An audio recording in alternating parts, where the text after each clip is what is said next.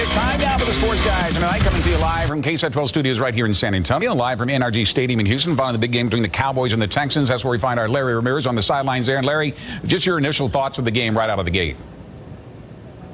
My initial thoughts, I mean, wow, what a hard-hitting contest from both defenses. It was amazing. And then, of course, going to overtime. I mean, how many games are the NFL going to send to overtime this year? And frankly, this was really a huge win that the Texans really needed. Yeah, they did. And let's talk about the Cowboys' fail on this part. Why is it that you think this offense cannot be consistent? Once again tonight, is it poor play calling? Is it just great defense on the part of the Texans, or is it just poor execution overall? You know, I think you can kind of point at a lot of different reasons. One, it probably is the play calling. I mean, people have been talking for some time that Tony Romo made Scott Linehan look really good because he would go up there and he would audible and change the plays and come up with something even better.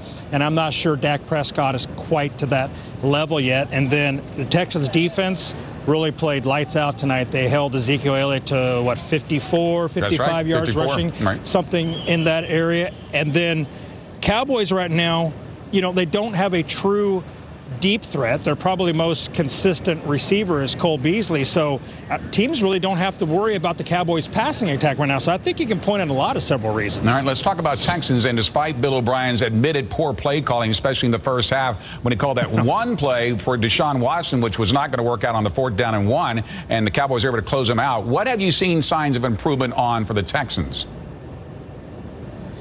You know, I'll tell you what, that's something, that play we were all talking about in the press boxes, as you well know.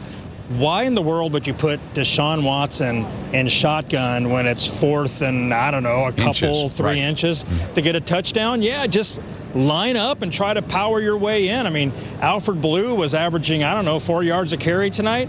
He only had to get 2 inches. So outside of that, I think the Texans really starts with Deshaun Watson and DeAndre Hopkins. Those two right there, really what makes their offense flow. And hey, Kiki Cutie, that rookie, I believe he's from Texas Tech, right? Man, he is an exciting young receiver. Yeah, he did well tonight, along with, of course, DeAndre made up for his mistake he made earlier in the game with the fumble. Now, in the wake of the Red River rivalry win, their 5th in a row, are the Longhorns back? That seems to be the question everybody's asking. Well, if you ask Tom Herman, he would say no. And I'm going to say this. They're back in the top 10 in the AP top 25, right? Where they jumped up 10 spots to number 9. I don't necessarily think they're back. I think they need to do much better than this, but they're definitely back on the radar. They're definitely playing really good, solid football. When they win a national championship, that's when I will say they're back. All right, and Sam Ehlinger seems to be improving game to game, and I think that's another big reason why the offense is doing much better since the Tulsa game where they stalled in the second half. First, Lonnie Walker comes up with lame with a torn right medial meniscus and will have surgery tomorrow, expecting to miss now the next 6 to 8 weeks. And today in the loss to the Rockets, the Spurs lose DeJounte Murray when his right knee just buckles as he's driving for a layup late in the first half. What do you make of this rash of injuries all of a sudden in silver and black, and can they handle them at this position?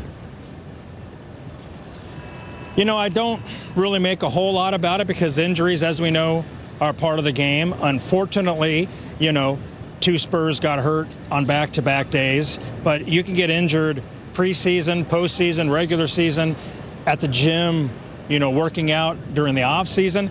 It stinks, it's unfortunate, and hopefully it happened at a good time to where the guys won't miss a whole lot of the regular season, and it's certainly going to test the Spurs' depth, that's for sure. Well, the good news is at that particular position, they're pretty heavy, so that helps out a bunch. But at the same time, they say Lonnie Walker is probably going to miss 6 to 8 weeks, so that'll put him sometime maybe December, maybe the start of the January, the new year. And then we don't know about the condition because he's going to have an MRI. DeJounte is tomorrow. The good news is he was not on crutches after the game, and he limped off under his own power. So hopefully those are good signs that the MRI won't find something too terribly wrong tomorrow, and we can get back to playing basketball, and hopefully he'll be able to just lay out the rest of the preseason, be ready for the start of the regular season. Safe travels, Larry. Thank you very much for your contribution tonight out of Houston. Tell Billy Caldera thanks again as well.